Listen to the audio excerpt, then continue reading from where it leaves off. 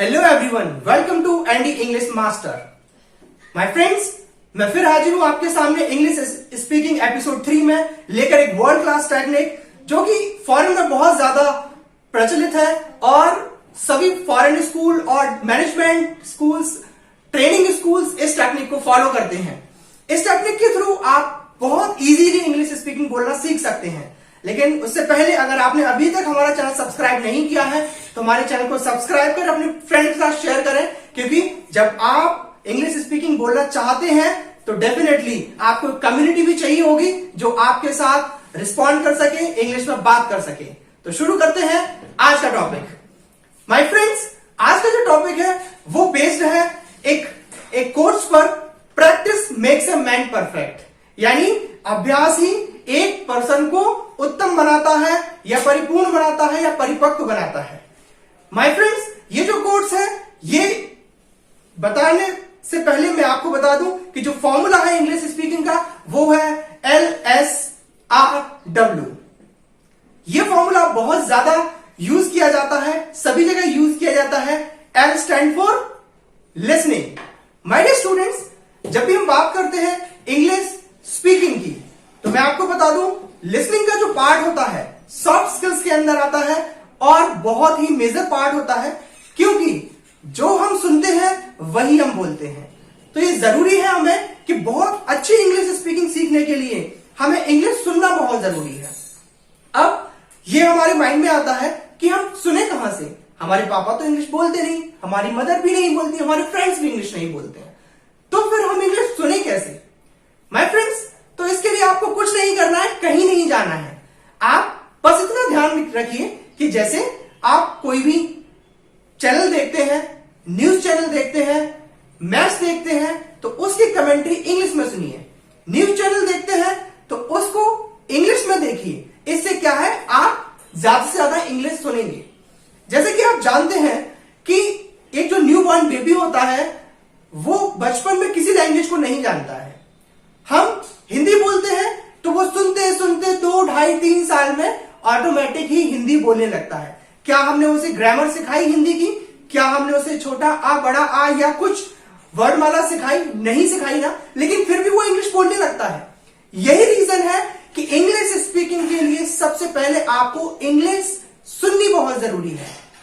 इसके लिए आप इंग्लिश न्यूज चैनल सुनिए, आप हॉलीवुड मूवी देख सकते हैं, आप बॉलीवुड मूवी देख सकते हैं, और जो आप ऑनलाइन देख रहे हैं उसमें सब टाइटल ऑन कर लीजिए तो आपको वो नीचे नंबरिंग में दिखता रहेगा, जिससे क्या है आपको पता चलता रहेगा कि इसका ट्रांसलेशन इंग्लिश में क्या होता है या जो इंग्लिश बोली जा रही है उसका मतलब हिंदी में क्या होता है। राइट। दूसरा हमारा वर्ड है स्पीकिंग। स्पीकिंग के लिए फिर वही कॉन्सेप्ट हम फॉलो करते हैं। हमारे माइंड में वही ख्याल आता है कि जब मेरे फ्रेंड्स को इंग्लिश आती ही नहीं तो फिर मैं कैसे उससे बोलूं, वो मुझे कैसे अंडरस्टैंड करेगा, वो मुझे कैसे रिस्पॉन्ड करेगा। इसका एक सिंपल सा है लॉजिक है। माय डियर स्टूडेंट्स, आप सभी जानते हैं कि सभी कॉल सेंटर आजकल अवेलेबल है। आप जिस भी नेटवर्क की सिम यूज करते हैं उसके टोल फ्री नंबर पे आप कॉल लगाकर इंग्लिश ऑप्शन सिलेक्ट कीजिए और जो इंग्लिश बोलना चाहते हैं, जैसे इंग्लिश बोलना चाहते हैं बोल दीजिए, क्योंकि वो नहीं आ रहा है आपसे कहने कि आपने इंग्लिश ऑप्शन सिलेक्ट क्यों किया, और ना ही वो कहेगा कि आप गलत इंग्लिश बोल रहे हैं। Practice makes a man perfect. इसके लिए प्रैक्टिस जरूरी है। जब तक आप बोलेंगे नहीं तब तक इंग्लिश स्पीकिंग आपको आएगी नहीं। और इसके अलावा आप ह्यूमन नेचर होता है कि जब हम अकेले होते हैं तो हम अपने आप से बातें करते हैं, हम कुछ कहते हैं, हम अपने पास्ट को याद करते हुए कुछ बोलते हैं, अपने फ्यूचर को लेकर कुछ बोलते हैं। ये मैं नहीं कह रहा हूं, ये साइकोलॉजी कहती है। तो उस समय आप इंग्लिश में बात कीजिए, अपने आप से इंग्लिश में बात कीजिए, इंग्लिश में सेंटेंसेस बनाइए, इंग्लिश में सीखिए, इंग्लिश में थॉट्स लाइए, तो डेफिनेटली इसका इंप्रूवमेंट आपको दिखेगा और सेंटेंस ऑटोमेटिक कंस्ट्रक्ट होंगे, इंग्लिश में बनेंगे। राइट। इसके अलावा आप कॉल सेंटर के जो टोल फ्री नंबर होते हैं, कितने सारे टोल फ्री नंबर है, कई सारे डीटीएच सर्विसेज के टोल फ्री नंबर होते हैं जहां आपका पैसा नहीं लगता है, तो आप उन पर कॉल करके इंग्लिश ऑप्शन सिलेक्ट कर सकते हैं और इंग्लिश में बात कर सकते हैं। ये चीज आपको प्रैक्टिस कराएगी और आप बहुत ज्यादा इंग्लिश सीख पाएंगे, बोल पाएंगे, जिससे आपकी प्रैक्टिस हो जाएगी इंग्लिश स्पीकिंग बोलने की। अच्छा, मैं आपको बता दूं कि जो स्पीकिंग वर्ड है और ये जो लिसनिंग वर्ड है, इन दोनों वर्डों के कॉम्बिनेशन को बोलते हैं ओरेसी। और हमारी कम्युनिकेशन स्किल्स क्यों वीक हो जाती है? क्योंकि स्कूल लेवल पर हम इन्हीं दो चीजों पर फोकस नहीं करते हैं। ना ही हम इंग्लिश सुनते हैं और ना ही हम इंग्लिश बोलते हैं। हम क्या करते हैं? केवल इंग्लिश को पढ़ते हैं। तो माय डियर, इंग्लिश स्पीकिंग के लिए आपको इंग्लिश सुनना और इंग्लिश बोलना, ये दोनों ही बहुत जरूरी रहते हैं। इसीलिए जितनी ज्यादा आप सुनने की प्रैक्टिस करेंगे और जितनी ज्यादा आप इंग्लिश बोलने की प्रैक्टिस करेंगे, आपकी इंग्लिश स्पीकिंग और उतनी अच्छी होती जाएगी। लेट्स चलते हैं हमारे थर्ड वर्ड की तरफ। ये जो वर्ड है थर्ड वर्ड, रीडिंग, ये बहुत ही ज्यादा जरूरी है। और ये जरूरी नहीं है कि रीडिंग आप घर पे बैठ के करें। इसके लिए आपको बहुत ज्यादा बुक्स पढ़नी है, नॉवेल्स पढ़नी है, मैगजीन पढ़नी है। मैं ऐसा कुछ कहने वाला हूं? जी नहीं, ऐसा आपको कुछ नहीं करना है। आपको वही करना है जो आपको अच्छा लगे।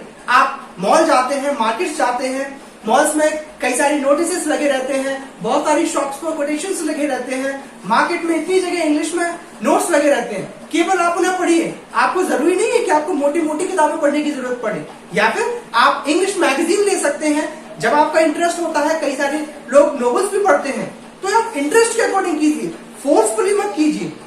क्योंकि जब तक हमें किसी चीज में इंटरेस्ट नहीं होता है, तब तक हमारा मन नहीं लगता है उस चीज के लिए, राइट? तो रीडिंग बढ़ाने के लिए हमें क्या करना है?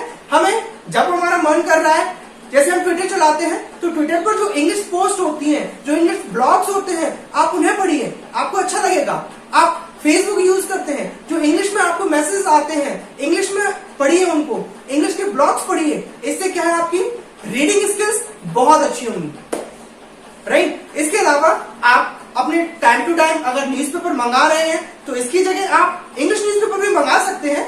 क्योंकि जरूरी नहीं है पूरा न्यूज़पेपर पढ़ना। आप अपनी जो भी न्यूज पसंद करते हैं, इकोनॉमी से रिलेटेड या स्पोर्ट्स से रिलेटेड या हॉलीवुड बॉलीवुड मूवीज से रिलेटेड या फिर जनरल अपने एरिया की लोकल न्यूज से रिलेटेड, आप उतनी न्यूज पढ़िए। जितने भी आप सेंटेंस पढ़ेंगे, कम से कम उनकी वर्ड्स आपको आपके ब्रेन में प्रिंट हो जाएंगे। क्योंकि हमारा ब्रेन जो है एक कंप्यूटर की तरह काम करता है। जैसे जैसे हम थोड़ा बहुत जो करते हैं कंप्यूटर पे, वो थोड़ी देर के लिए क्या रहता है, फीड हो जाता है और उसके बाद वो वहां से हट जाता है। लेकिन बार बार प्रैक्टिस करने से, बार बार उस चीज को सेव करने से हमारे ब्रेन पर एक परमानेंट इंप्रेशन हो जाता है और वो एक फोटोग्राफिक मेमोरी बन जाती है हमारी, जो परमानेंट सेव हो जाती है हमारे ब्रेन में। तो ये हमारे ब्रेन का कॉन्सेप्ट है। इस मैकेनिज्म पर हमारा ब्रेन काम करता है। तो इसीलिए जरूरी है आप ज्यादा से ज्यादा चीजें इंग्लिश में ही रीड करने की अपनी हैबिट डालें। हमारा लास्ट वर्ड है राइटिंग का। माय डियर्स, जो राइटिंग स्किल्स होती हैं वो हमारी रीडिंग स्किल्स पर बेस्ड होती हैं और इन दोनों के कॉम्बिनेशन को बोला जाता है लिटरेसी, राइट? अगर आप अपनी राइटिंग स्किल्स को बढ़ाना चाहते हैं तो उसके लिए जरूरी है कि आप बहुत अच्छी रीडिंग लगाएं। क्यों? ऐसे साइकोलॉजिस्ट हैं जो ये कहते हैं जिनकी रीडिंग अच्छी है, उनकी राइटिंग भी बहुत अच्छी होती है, क्योंकि उन्हें वर्ड्स राइट करने के लिए थॉट्स उनके ब्रेन में हमेशा अवेलेबल रहते हैं। इसीलिए आप रीडिंग लगाएं तो राइटिंग आपकी ऑटोमेटिक अच्छी हो जाएगी। इसके लिए आप एक और कर सकते हैं, अपनी एक जर्नल डायरी बनाएं जिसमें आप रोजाना 2 वर्ड या 2 लाइंस या 1 पैराग्राफ एटलीस्ट इंग्लिश में लिखने की हैबिट डालें, जो आपने डे में किया है। ये 2-4 मिनट 5 मिनट का समय आपका लेगा 24 घंटे में। इससे क्या है, वो 4 सेंटेंस जब आप लिखेंगे तो आपको हैबिट रहेगी लिखने की। माय फ्रेंड्स, मैंने पूरी कोशिश की है कि आपको वर्ल्ड क्लास इस फॉर्मूले से अवगत कराऊं और आप इस फॉर्मूले का पूरा लाभ उठा सके। अगर आपको ये वीडियो पसंद आया है तो मेरी वीडियो को जरूर लाइक करें और शेयर करें अपने फ्रेंड्स के साथ। आज के लिए बस इतना ही काफी है। धन्यवाद।